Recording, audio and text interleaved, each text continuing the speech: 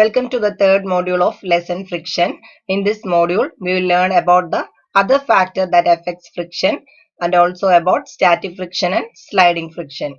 Consider there are two bricks on the table. One weighs 2 kg and other weighs 5 kg.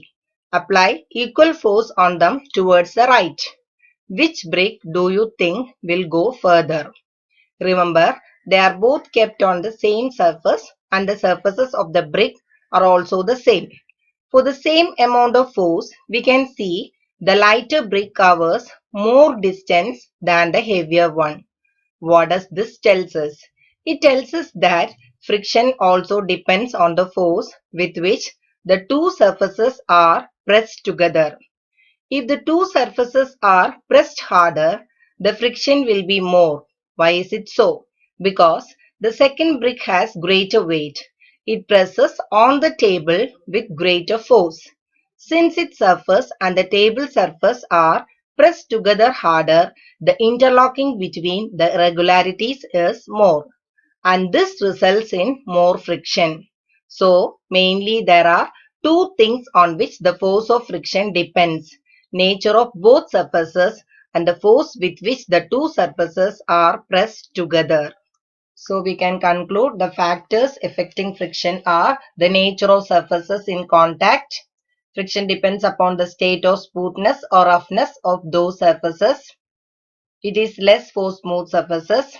Friction is independent of the area of contact, and friction depends on how hard the two surfaces are pressed together.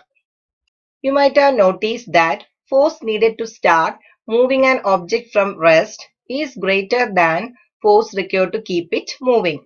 It is because at rest, irregularities between the surface are well locked, and to break such locking, higher force is needed. However, once the body starts moving, it does not get enough time to set up lock between irregularities, and therefore less force is needed to keep the object moving.